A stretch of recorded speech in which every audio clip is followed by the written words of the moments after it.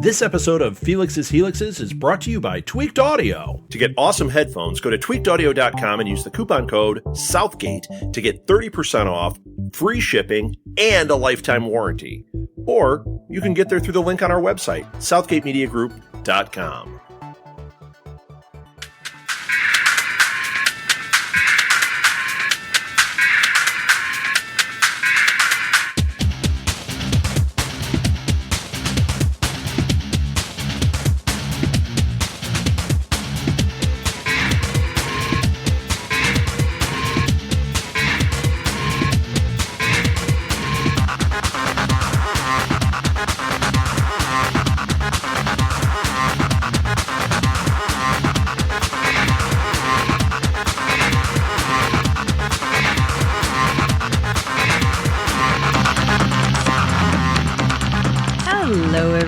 Welcome to Felix's Helixes episode 10.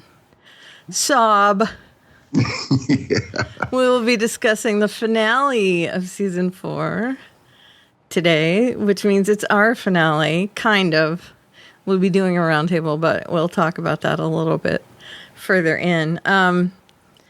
So we're a Southgate Media podcast. We'll get this out of the way. You'll find us at southgatemediagroup.com and on Facebook by searching for Southgate Media Group and also for Felix's Helixes. And again, it's kind of bittersweet, yeah? Oh, the final episode of any Orphan Black season is bittersweet because it means it'll be another year before we get to I know. So tell us about this episode. All right. Episode From Dancing Mice to Psychopaths. Probably my favorite title ever. Right? I think so too. Yeah. I agree. Was written by showrunner extraordinaire number 1, Graham Manson, and directed by showrunner extraordinaire number 2, John Fawcett. I chose those, and it wasn't by I chose number 1 and number 2 just by who was the writer, who was the director. I don't have any hierarchy. No. They're both good. So yeah, I love it when they can write and direct an episode, and they were in top form for this episode. Yeah. So good. And we're going to start by saying we learned early this year that Orphan Black was renewed for a 5th season. And that they get to end. This is the end of the run of Orphan Black with the 5th season, and they get to end it how they want, which is, I think, the dream scenario for any fan of a show is when the creators get to set their own endpoint. Yes, and we've known all along that Graham and John have said this is a 5-season show. Right. That's what we want. We've got story to take us through 5 seasons, and we're going to get to see all of it. Right. So no huge shock that they're going to end it after 5 seasons. And I'm actually really happy with this because I would like them to have this season arc all mapped out already and for us to get this finite end. And that means that they'll be able to go on and do another project, and that Tatiana will also be able to go on and do another thing. And we all hope that they'll be going on to bigger and better things, that this show got them the notice that they all deserve, and that they'll be welcomed with open arms into new projects. So yes. I'm guessing that Tatiana will just get inundated with offers after this. So let's keep our fingers crossed, right? Exactly. Yeah. I mean, she already got to go on Parks and Rec. So, right. I mean, how much better can you get, right? I mean, she dated Tom Haverford. Mm-hmm. So can we give our ratings? And they're pretty high. Yeah, almost. I gave it a 9.5, man behind the curtain. Nice. I almost gave it a 9.5. I lowered it just a hair. And I guess I'll go into that when we talk about stuff. Right. 9 meta impressions from Tatiana / Sarah. 'Cause I love it when she gets to do an impression of a clone doing an impression of another clone. And she got to do that with Sarah doing an impression of Crystal in this episode, which was fantastic. Yes. It was so nice to have a clone swap again. Yeah, we hadn't had any this season. I dig that so much. And especially with Sarah and Crystal, who didn't really seem to get on. No. Not at all. And that was, I think that was one of my favorite parts of the episode. Yes. Crystal being, quote unquote, initiated into Clone Club, but not getting it. Yeah.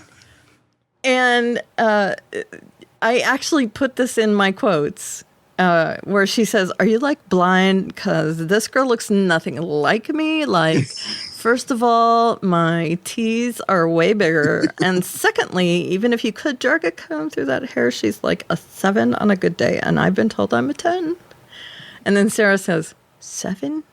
And Felix says, she has a point about your hair, which I love so much. I love that interchange so much. It's so definitely those characters 100%. And just seeing that whole interchange go down was amazing. And then, secondly, seeing Crystal play a board game with the nerds. Oh, my God, yes. Hellraiser and Scott were just eating this up. Right? It reminds me of my days when I would be in the comic book shop playing Magic the Gathering, although I actually knew what I was doing. Right. Where Crystal didn't. That's how the guys are when you play a game with them. Where she says, why am I giving away my gas cans on my food? And Scott says, we're cooperating to survive the zombie apocalypse. And she says, ugh, this is so boring. I don't care about the zombie apocalypse. I'm dressed like this to go on a real mission. Yeah. Because it's all about how she's dressed. Yes. And you just wanted to hear dun dun dun dun dun dun dun dun dun dun. Right? Either that or the for The Walking Dead, you know, and Rick to come in, Coral. Either way would have been fine with me. Because AMC and BBC America are owned by the same company. So that could have been definitely a doable thing. Yes. So she was a huge highlight of this episode. And if we couldn't get a lot of Helena, getting Crystal together with Rachel was priceless, I thought. It was really a high point for me in this episode. And I think my 9.5 rating got knocked down just a hair for not having Helena in this episode, and also for not really resolving her storyline this season. Right. Which I really miss. I mean, I wanted her to have a bit more of a forward movement, and not getting that was disappointment for me. Yeah, because, I mean, even though she is pregnant, having her be a BA while carrying babies would be priceless. Mm-hmm. And I still think we'll see that come next season. Yeah. I really do. I do too, yeah. But I get why they couldn't. They had all this other stuff going on.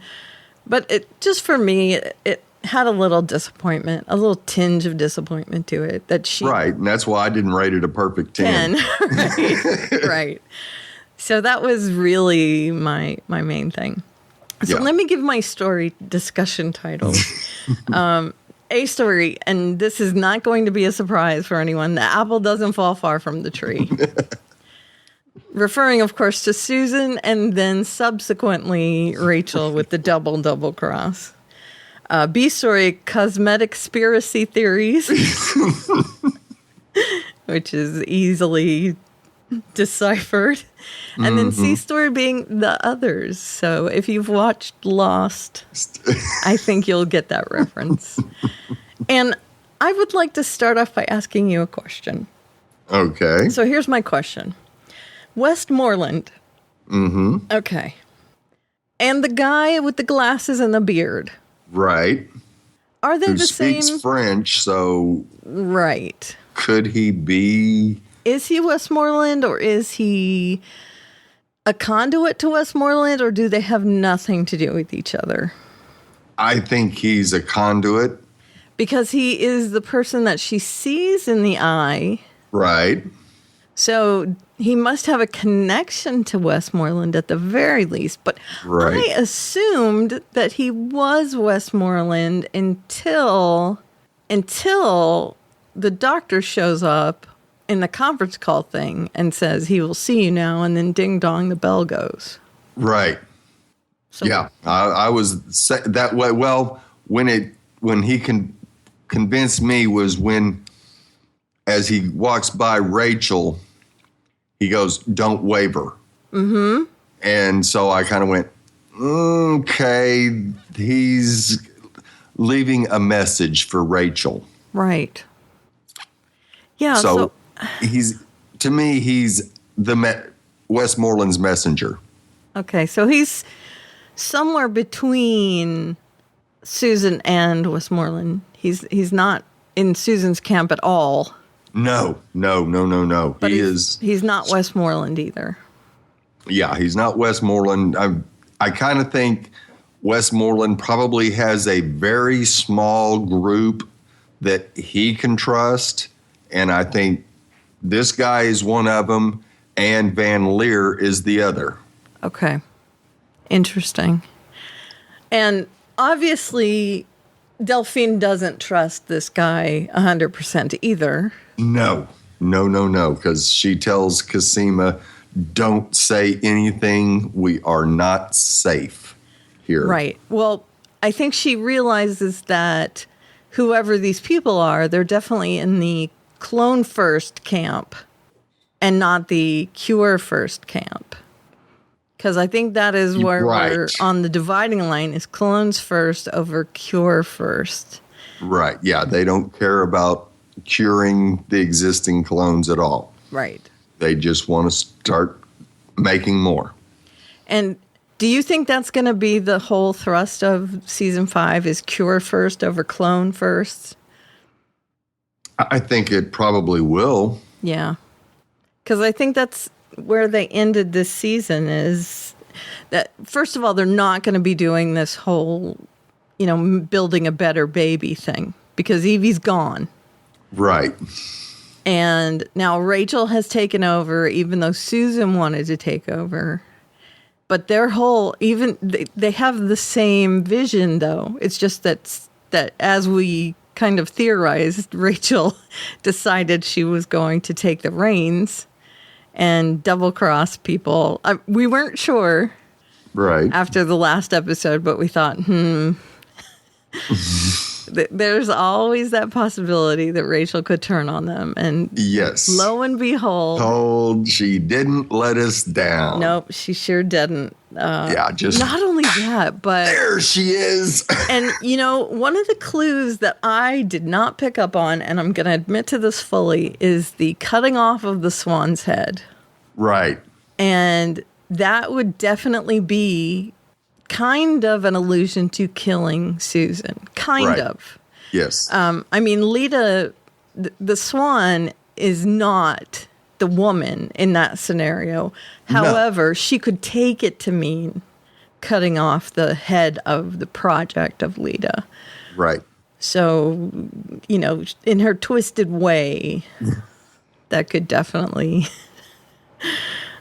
be what she's thinking, that Westmoreland is saying. Yeah, that was immediately, because she had that vision just seconds before Susan tells her she regrets ever creating her. Oh, right. And we see the knives just a few seconds before that. Right. Yeah, well, that's when I realized. Yes. Yeah, look out, Susan. Right. You're going to get knifed. You're going to get knifed. Right. But over the last few episodes, when she'd been seeing that, I thought, well, that's weird. I didn't really put it together with her betraying anything. Right. But But now all of a sudden we see her getting mad at Susan. We see the knives, and I'm like, oh, I see the head cut off.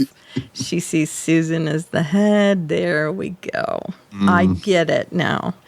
And, of course, that line that you're referring to is for every Sarah, every Cosima, I regret making you. Ouch. Yeah.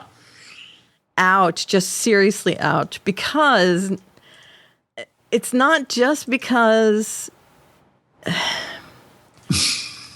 she's a clone like Sarah and Cosima. It's because she was also her daughter, I think. Right. Yes. And I think that hurt on a fundamental level.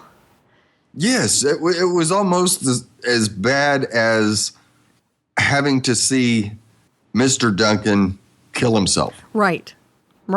Only this time she decides to take things into her own hands. Yes.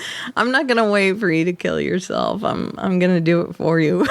But she didn't, because she kept her alive. Right. She put her in the chair. Yeah, but don't you think that's more sadistic than anything else?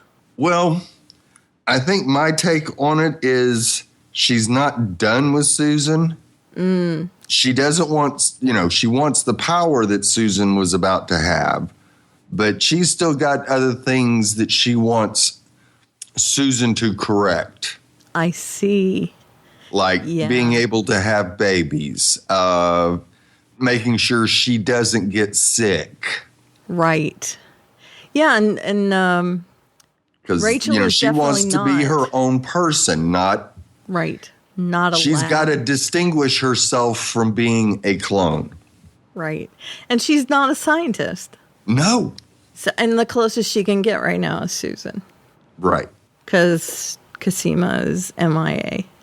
And after what she did to Sarah, that ain't happening. Right.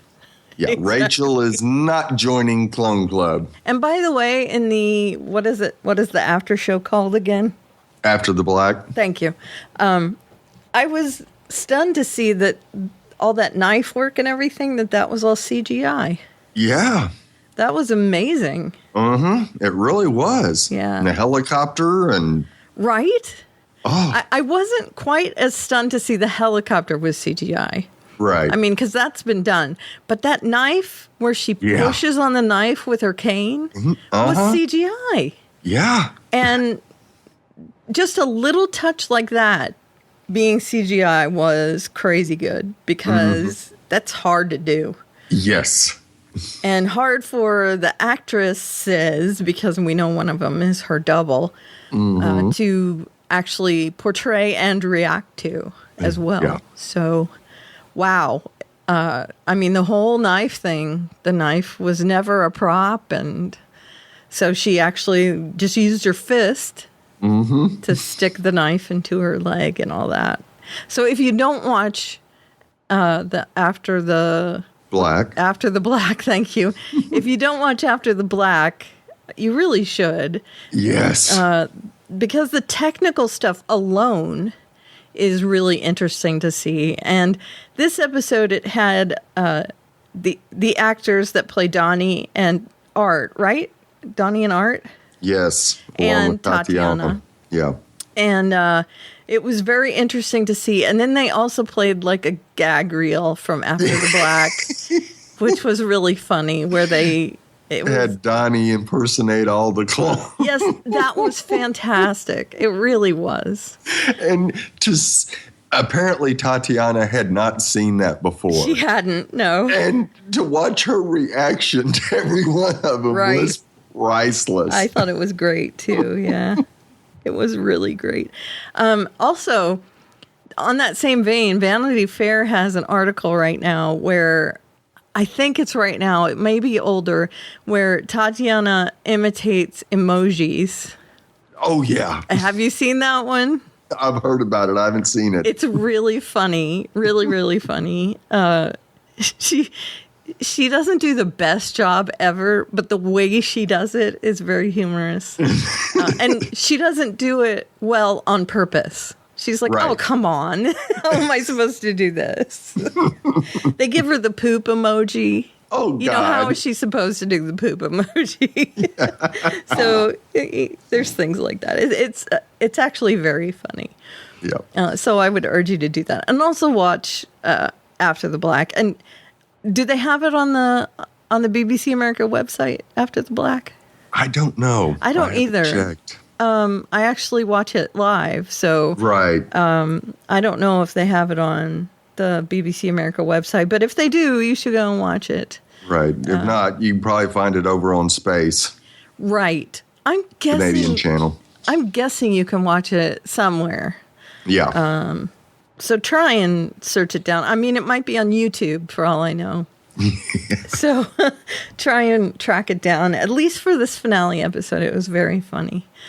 Okay, so we kind of covered the apple doesn't fall far from the tree, but we can talk about... Getting there was absolutely fantastic. Yeah, we can talk about the double and triple cross. This was kind of almost like a... Yeah. This was almost like a murder mystery quality double cross, triple cross. Yes, it really was. Susan learned that they had finally gotten these samples and found the blastoma. The cells that would work. were going at a faster rate than ever. Right. And Cosima was thrilled and was sharing the news with Sarah and with the whole team back at home. And all of a sudden, Susan said, "Yay, let me go and do something else over here." And all of a sudden, blip, double cross time. Yes. And so it was, hey, you pay attention to your friends, and I'm just going to go do something over here. And lock you out of the system and cut off your video feed. Now, I think, and I don't know whether you thought so as well, but I think if she had just taken some of these samples and gone about her cloning in the background, it might have been better. Oh, yeah. Just let Cosima do whatever she wanted, but take her samples and do her cloning. Right, because she knew that Cosima and her did not see eye to eye. Right. And it was such a total turnaround that you just go, oh, you haven't changed a bit, Susan. Right. And I thought this was all an act. It was just really dumb. Mm-hmm. Because she could have done it all without stopping Cosima from doing her job. And developing her cure and saving herself, saving Charlotte, saving the rest of the clones. And who knew? Maybe that would have helped with her own technology. Right. So, I get where they were going story-wise, definitely. Because they had to do the double cross in order to do the triple cross. Right. But there was definitely this kind of shoot yourself in your foot kind of moment here. Mm-hmm. And this also led to the outrage on Cosima's part, and rightly so. Yes. Which led to her being locked in that room. So in Rachel's bedroom. Right. A second clone being locked away, a la Rapunzel, in that tower. And it's not a tower, but you know what I mean. In her gilded cage. Yes. And she is not happy. You gotta freaking be kidding me. I mean, she was just not happy at all. And it's like she just didn't see it coming. Yep. She had bought into the science. Mm-hmm. And she was making crazy good science with it. Yes, she was. And she has this habit of trusting other scientists that might not be on the same wavelength as her. Yeah. And it's been 50-50 so far. Mm-hmm. Leaky, not so much. Right. Delphine all in. Delphine, I think, was mostly yes. Mostly yes. I think she's on the side of good for the most part. So that was, I think, a win for her. Scott, definitely a win. Definitely a win. And Susan, I think, was a win until the very end, and then a big wah-wah. Right? Yes. Yeah. I mean, she helped her to get there. So that was a win, but a lose in the fact that she ended up really sucking the life out of the room at that point. So she gets stuck in her cage, and her savior is someone that we have seen all season. And luckily, Cosima befriended her and was smart enough to tell her about her sickness. Mm-hmm. None other than Charlotte, who is smart enough to get, if she befriends Cosima, she'll be cured. Mm-hmm. Very smart. But and once again, because you hear Charlotte tell her, Susan said for us to get to the boat. Right. But. Yeah, but. They don't go to the boat. No. They don't. And I think a lot of that has to do with the fact that Cosima doesn't trust her anymore. Mm-hmm. We're not going to that boat. Sorry. That is not happening. Right. But she does get off with some of her work, at least. A couple vials. Yes. Which luckily she does manage to get. Fantastic. And this is why I'm hoping the cure is going to be a big part of the equation in next season. Right. Because we know it's in the hands of Delphine. So as long as she keeps it a secret, we'll have the cure on our side. Right. Or at least mostly the cure. We don't know how well developed it is. We do know that it's pointed in the right direction. Right. So there's that. And luckily, she and Charlotte, even though they're kind of cold, they're being exposed to the elements. They get found by Mr. Beardy. And they get taken to the huts. And where, oddly enough, there's Delphine, and they get reunited. And it was lovely to see them reunited finally. Right.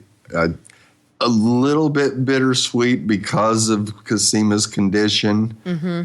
I think if it would have occurred after Cosima had been cured, then yes, it would have been much more joyous. Mm-hmm. But I think it's better to have it happen this way than if once she was cured. Right.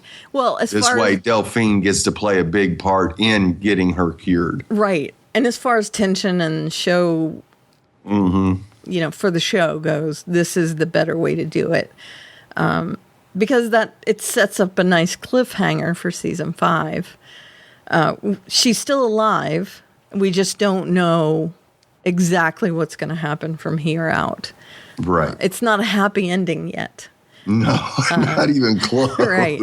So that's up in the air, definitely. Now, we know that Sarah has also gone to the island, and this is part of Consmeticspiracy Theories, which I think was a clever thing to come up with, although yes, it's me. It was. It's me, so, I mean, I don't want to toot my own horn. You can tell me I'm full of crap. But Crystal, of course, comes and tells them all these things where, she's hit the nail on the head, but kind of. And got her thumb, too. I mean. Right, exactly. She hit her thumb, yes. But you look at it, and if Crystal would not have been in that garage at the same time, Delphine would be completely dead because it was her cell phone going off that kept Duco from firing the second shot, the headshot into Delphine, and Van Leer shows up and saves him. Right. Saves him. Did we ever guess that Crystal would be the linchpin of this season? Right? I mean, she is literally the crux at which this whole season revolves around. Yes. Which is very weird. She allows them to put all these pieces together. And so she comes to them, she gives them this information. And now we know who shot Delphine. It's Duco, which we probably had put together. Oh, yes. Most of us over the course of this season. Yeah, that was the easy guess was that Duco was right. Evie in some way had done it, and that would lead us to Duco definitely. So yeah, that we saw that is resolved, and it's also resolved how she was taken away and not dead. Right. So it was nice to see that the scene extended so that we know exactly what happened in the garage, and to see Crystal. And then that led us to Sarah coming up with a plan to get more information from the good doctor. Uh-huh. Where she did her meta impression of Crystal, which I loved. I'm from TMZ. No photos. Right, no photos. She was so good. And when did you know that Mrs. S was going to be around the corner? That was the thing, was because Van Leer says, "Oh, well, let's step inside." And she goes, "No, what kind of fool do you take me for? Do you think I'm stupid? Around the corner." Right. It's like, right. What? Well, how can that be any safer than not being inside? What I thought was when she said, when Sarah said to Crystal, "We have a way you can help us," and then the next scene, which is after another scene with someone else, when they were on the street having this press conference, and she said, "No, around the corner," I thought, okay, even if this is Crystal, I mean, I didn't think even if this is Crystal, but I thought, I just thought it was Crystal. I mean, I wasn't even thinking it was Sarah, but I thought, well, something's going to happen around the corner. Mm-hmm. You know, she's not leading him all by herself around the corner. There's some trap there. What I didn't know is that it was Sarah playing Crystal. Because we hadn't seen her do an impression of Crystal yet. Right, and we didn't see the prep for it either. Right. And usually you see the setup, before we see the actual plan. But this one we didn't, and it was like, oh, you guys are so good. And this was great. This just goes to show. Now, we already know that Tatiana does this already as Crystal. Mm-hmm. But thinking in your head that Sarah would have to go through this little thing of looking at herself at the mirror and trying to talk like Crystal, and then putting on a blonde wig and putting on all this makeup, because we see her wiping the makeup off as soon as she possibly can. Yes. And taking the wig off and all this stuff. Of course, in the car, and the doctor is like, "Oh, of course, you're Sarah, you're not Crystal." He doesn't understand. I don't get why people don't understand you're dealing with clones. Right. Some of them are smart. Sarah, smarter than others. Yes. So, yeah, he walks right into this trap. And one of the lines I thought was most telling was, "Your side has already won." Right. But he obviously doesn't think that, does he? Right? Well, I think he does. Do you think so? I mean, he's going to be in partnership with Rachel, I definitely believe that because of what Rachel did to Evie, that basically put the bots, dropped them down below clones. Okay. So that's where he was coming from as far as saying, your side already won. The board will be looking at clones again. Okay. And we see that as the board meets with Evie, and you see them basically saying, this is all on you.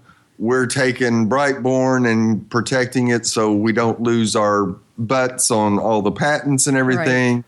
She refuses to sign it, and then Van Leer does what we all was hoping to see. Yeah. And Evie gets taken down by her own science. That's right. Could there be a more poetic way to go for her? Not to at all. activate that bot in her cheek and Self-destruct. yeah. Well, I mean, she had to know that could have been the way to go. Possibility, yeah. Yeah. I mean, you have to be able to You use your own developed it. science. Let it take you. That's right. And that's what he said. Just let it take you. Uh-huh. Oh, man. There you go. And that was a little unethical. He has to be a little bit in love with her, right? I found that a little oogie. Uh-huh. Yeah. Right up there with the line where they're talking to Ira and Felix says, yeah, they're shagging. Yeah. That's in the same oogie ballpark. Right. So, yeah. Now, do you think Rachel's going to want to use the bots as well? Oh, yes. Yeah. You think she's going to put them in the clones? Mm-hmm.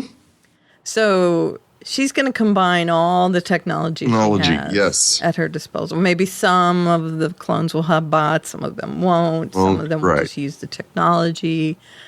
Yeah, so she's going to just be playing God left and right.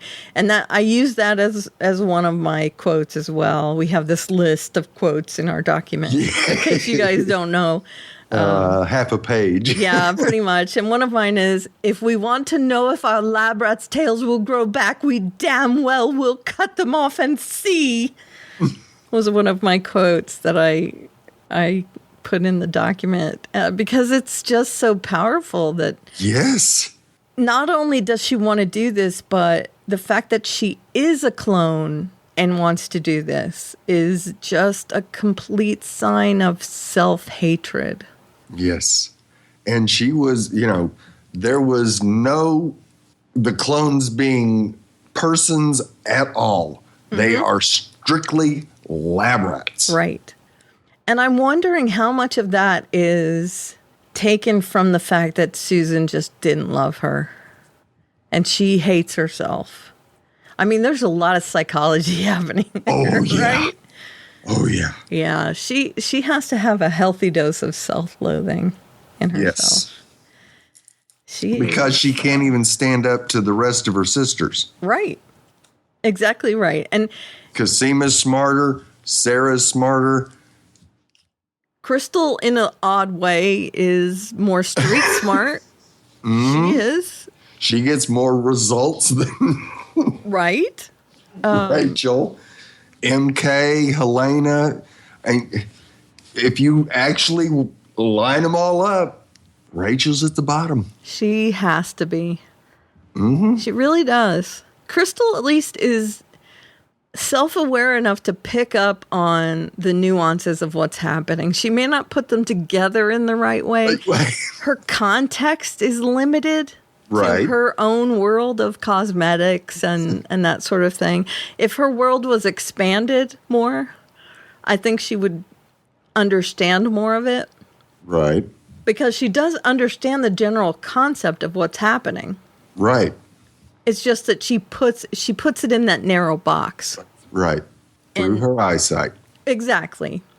And I don't think Rachel has a big picture. All she sees is what's good for her. And it's almost like she's turning everything on herself, which it's really quite sad. Yes, it really is. Really to see quite sad. such a self-destructive clone that, we got to see why Beth did what she did. And that made her heroic. Right. It did. There will be nothing that Rachel can do to redeem herself now. Right. Absolutely Yeah, nothing. Nothing. And it just shows all the other clones are essentially fighting for their lives. Even Sarah, who doesn't have to, is fighting for all the other clons' lives. And Yes. Helena fighting for the lives of her babies and for the lives of the other clones. She has an attachment to Alison. Yes. And she wants Alison to live without succumbing to the disease. She wants Donnie and Alison to be safe.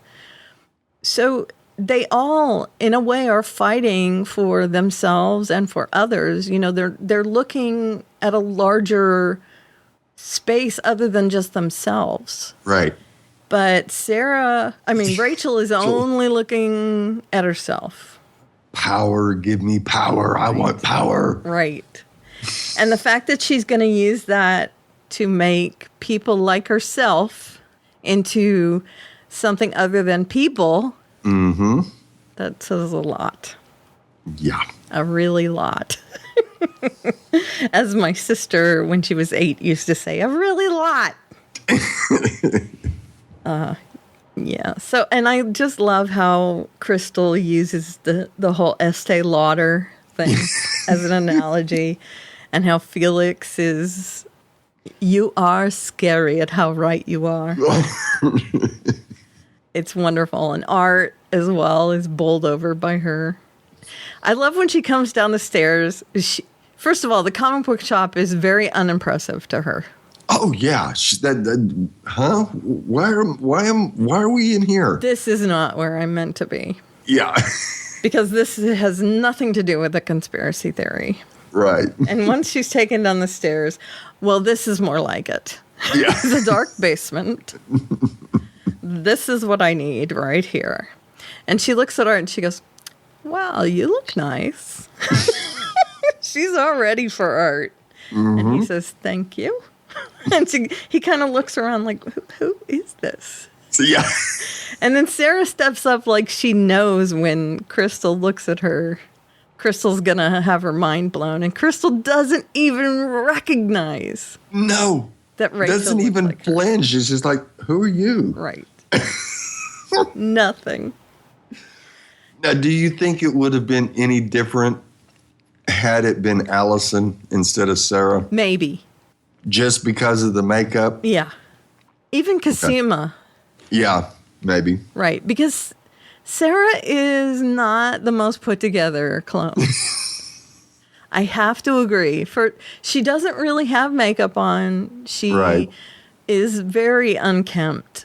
Her hair is very wild. So I can see where Crystal would look at her. Crystal has, she has the duck lip face. She has the very made up. She's used to looking at herself in the mirror and seeing herself a certain way. Right. And she does not look at Sarah and see that look. No. She sees a very unkempt, sort of bum-looking person, and that is not her. Not her at all. No. And she doesn't want to look like that. No.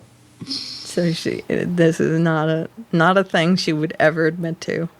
Yeah, at best a 7. Right. And she is at best a 7. I love how Sarah says 7. Yeah. And Felix, of course, chimes in. She has a point about your hair. I've been thinking that as well, because it drives me nuts that she never combs her hair. Although I know for a fact that they do that on purpose to make her look like she's always kind of on the run, but still kind of bugs me. Did we miss anything on the Consmeticspiracy Theories? Felix line, I have no idea. She's doggedly wrong, but she gets results. Oh, yeah. So great when he's referring to her. She's doggedly wrong, but she gets results. Yeah, when he says he's going to bring her there to talk to them. And I love, she sees the doctor on the news and calls Felix immediately. Right. She actually kept the phone. She did. Very smart. Again, smart. Yep. In her own way. Yep. On the special bus. So there's Probably the smartest valley girl we've ever met. That's right. That's right.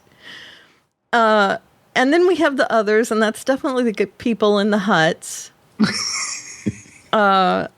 So if you've seen Lost, the others are the people that were in the tail section of the plane that fell on the other side of the island. But the others were also the people from Oh, now I can't remember the name of the company. No. The corporation. Yeah, the people from... what's the name of the company? They were the people that were on the island already. Yes, Ben Linus and Company. Oh, shoot. Oh. We're going to lose our lost card for this. We certainly are. I'm looking it up. Okay, good. Oh, my goodness. I want to say it starts with an S, but... I know. Bum, bum, bum, bum, bum, bum. I'm doing this because Dharma Initiative. Yes, the Dharma. Okay. So the others were also the people on the island who were not on the other side of the island, but they were kind of in the middle of the island. And they were there all along, and they were from the Dharma Initiative, and there was a big conspiracy and that sort of thing. So I am equating these people in the huts to the Dharma Initiative. Right. Because I think they have been playing a part in the whole conspiracy all along. Oh, absolutely. And we're just learning about them now. And I think they might be, this is just me now. You can confirm or deny on your own, and you can as well, Steve, that they might be part of Westmoreland's group. Yes. Okay. And they came and got Delphine and took her there because they needed a scientist that had knowledge of the newer technology and were also looking for a cure. Right. Right? Yes, I think so. Okay. And it's simply because I think Westmoreland is a clone. Oh. Do you think he's going to look like Ira? Ooh, that's a real good possibility. That's a very good possibility. A slightly older version of Ira? Mm-hmm. Yep. Because we know he's been keeping himself young. Right. But he's not the same generation. No. Definitely as them. But if he looked a bit like Ira, just a little bit older. Right. He could have been cloned from Kendall. Mm-hmm. That is interesting. Wow. Huh. Because that was the one thing that kind of stuck with me that Susan said, he's not waiting around for natural selection. Interesting. So he was maybe a part of an experiment before all this. Yes. Interesting. So he may have actually mixed part of his DNA with Kendall's to make the Castor clones. Interesting. That is a great theory. I like it. Thank you. We'll see. Yep. But he definitely wants that technology. Oh, yeah. Definitely does. And he wrote that book, or parts of that book that she was looking in, and it had the most famous drawing of the Leda mythology. Yes, it did. And I am not going to get into the Leda mythology because it is not pleasant. No. So feel free to look it up, Leda, Leda, and it's called The Lady and the Swan. It is very unpleasant, actually. So look it up if you like. But you don't have to know it to watch Orphan Black. No. The drawing is pretty. It kind of outlines what the mythos is, though, if you look at it closely enough. You look close enough, you will see the whole story right there. Right. And yes, it is what you think if you look closely at it and go, is it really? Yes, it really is. So we know what he wanted to do by including that story in the book. Right. So he definitely had an agenda all along. And seeing that and knowing that he's going to be in touch with Rachel scares me. Mm-hmm. Because That is not a hinged person. No. Right? Absolutely. Yeah. He has some screws loose. Mm-hmm. I understood why they used the Lita and Castor stories in the first place, but I don't know, seeing it in that context, Yeah. like using the origin story of Lita, Mm-hmm. I don't know how to tiptoe around this. It's scary. I'll just put it that way, and we can end it there. But like Helen of Troy is part of the story, and all that stuff. Going further down, they use a lot of the names from the mythos of Lita. So there's twins with Helena and all this other stuff, and that it does follow a bit along with the, what is that, Greek? Is it Greek? I think it's Greek. The Greek mythology. Greek mythology. Mm-hmm. And I really enjoy that they used the names from that. But if they went back, that was disturbing. And they did. So I can't wait to see where that goes next season. And I really want to know who Westmoreland is. Is it someone we've seen before? Right. Or not? Yeah. Because them just leaving it there with the bing bong and yeah. Not seeing it makes me wonder. Love to see a 60-year-old Ira, right? That would be awesome. Mm-hmm. And having to see Eri in makeup every episode. Yeah, I think Tatiana would be like, ha ha, now you have to do it. Yeah. That would be great. And those huts, I want to know what's going on there. I really do. I want to know what the story is out there. Mm-hmm. How is Sarah? There has to be a reason for Delphine to be there. Right. And why is it on that island of Dr. Moreau, as we've been kind of referring to it? Why is it there? Right. In the backyard of Susan? Why is it there? And Susan actually referred to that room where Cosima was standing as the room where that book was written. Yes. So it was Susan built on top of Westmoreland's place there. Right. So the fact that those people are there on that island, it's got to mean something, right? That were they the original people that were there with Westmoreland and they just were exiled? Yep. I just don't know. So many questions brought up in this last episode. Many, many questions. Yes. And I don't know what the answers are. I know.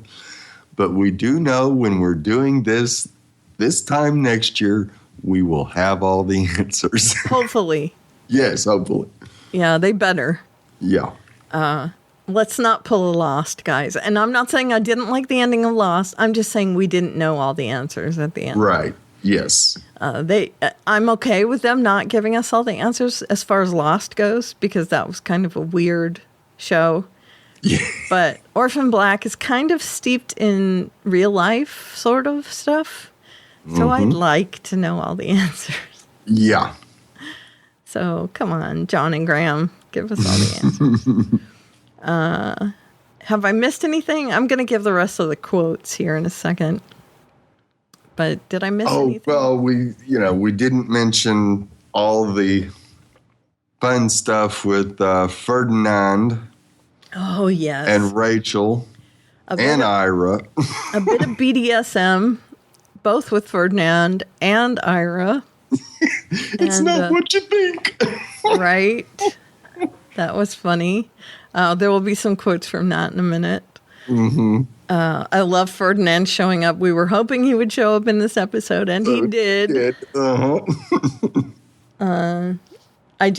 I put out a tweet saying that when Tatiana and James Frayne are on the screen together, it's just acting brilliance overload for me. Yes.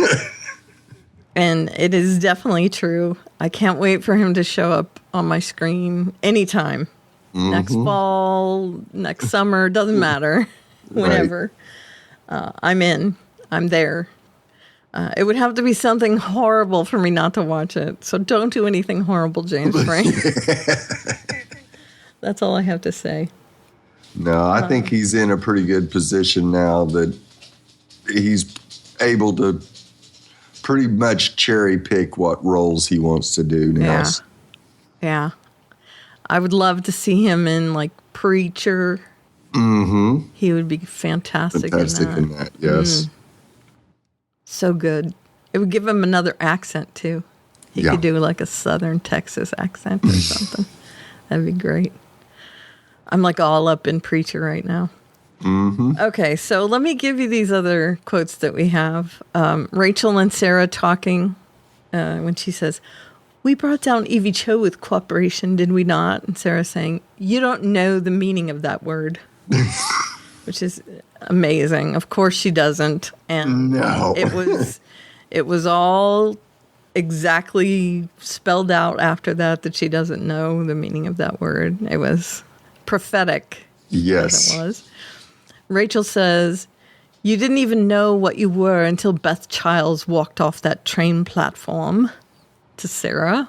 Yeah, as she's trying to shoot her. Right. And doesn't even come close. No. And, for someone with a fake eye, maybe her depth perception is off a little bit. Maybe. I mean, her eye is supposed to be seeing very well, but I'm guessing maybe it futzed out a little bit.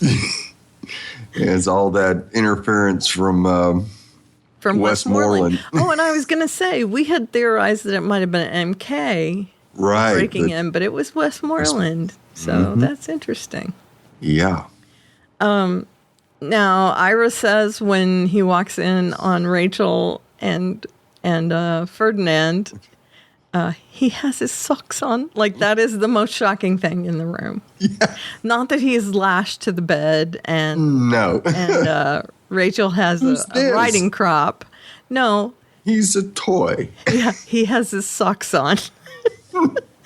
I love the exchange between Helena and Donnie when they're on the phone with Sarah. Helena says, "You want for me to kill this Evie Cho?"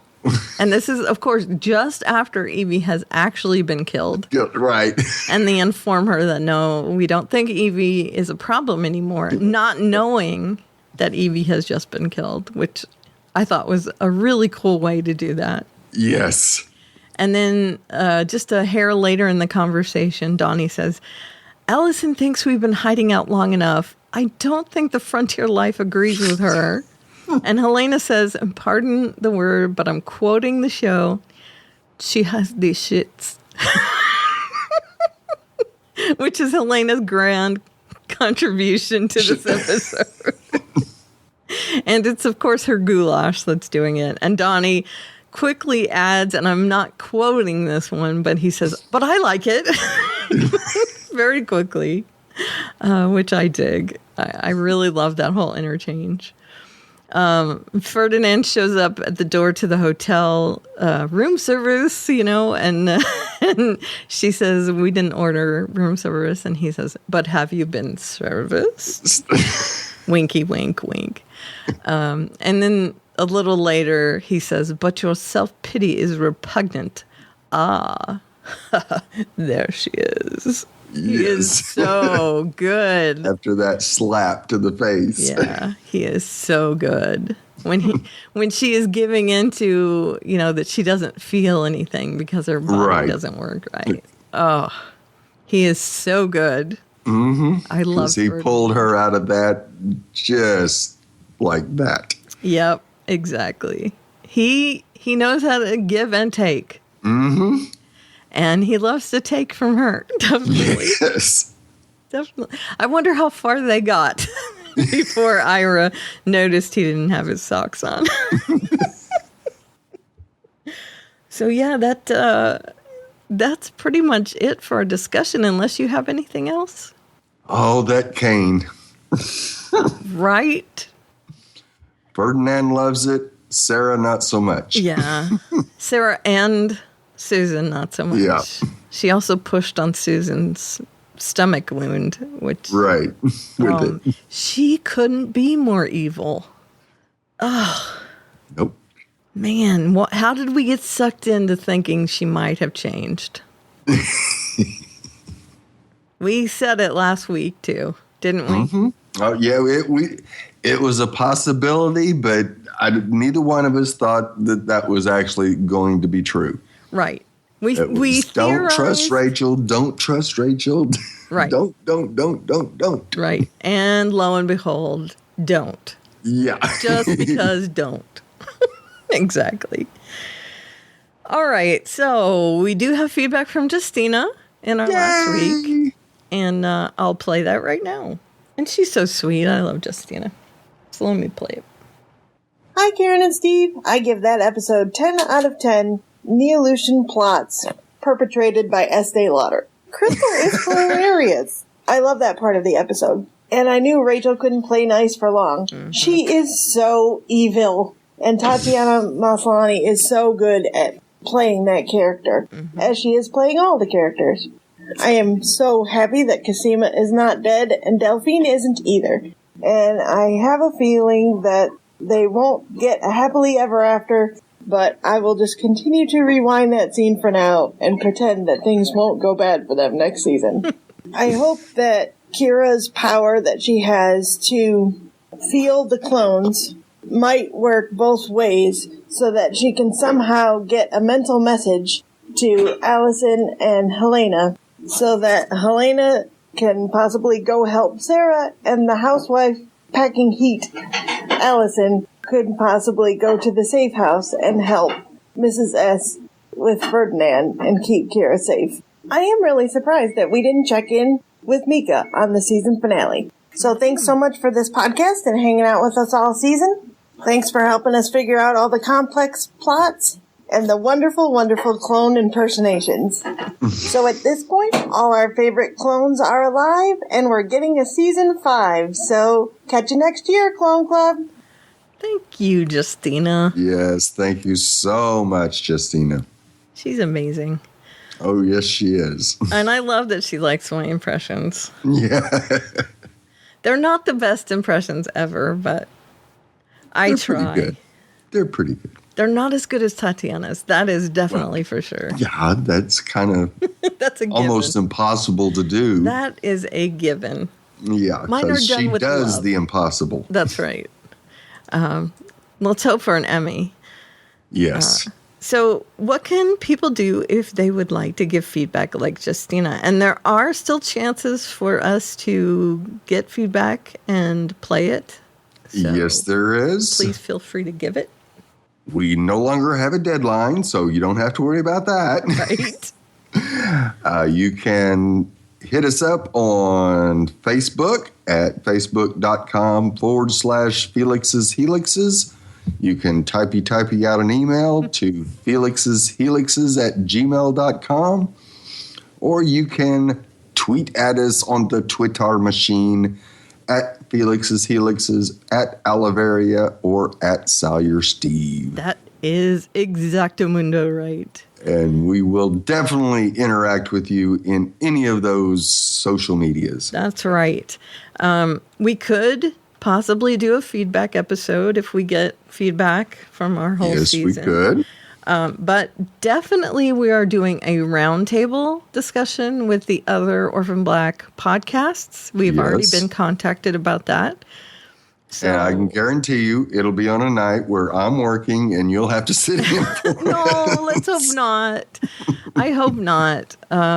But Mark from Solo Talk Media has already contacted us about that. So he's going to get all the details together and we will do that at some point. I'm guessing within the next month or so, maybe? Yeah, probably within a couple weeks, usually. I hope so, yeah. So we'll be doing that, I'm guessing with your other podcast, the C Word. Yes, the C Word will be there. With Mark from Solo Talk Media, yeah. C342B be one. Kim and Sean and Tatiana is everyone. Everyone, and probably Shite, even if they can pull that off. Excellent. The girls from Down Under. We're all going to be getting together and discussing the season and maybe throwing some theories around, and it will be epic. Yes, it will. So look forward to that. Our third season doing this, as a matter of fact. Right. And we'll be posting that under our banner as well. Mm-hmm. So you won't have to go far. You won't have to search it out. It'll be right here in the same feed. So that'll be very soon. It will be, the links will be on our Twitter account and also on our Facebook group. So you can just clicky it as soon as you see it and boop, it'll be there. And of course in iTunes and Google Play Music and all that stuff as well. So I think that's it for us for this episode, but we will be back for the roundtable. And if you guys send us feedback, we can come back for that as well.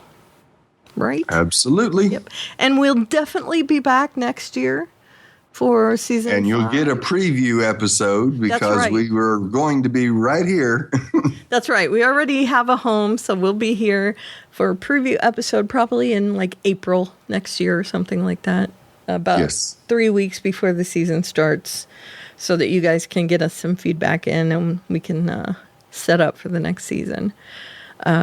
So, yay, we're all set up and ready to go. Raring for more.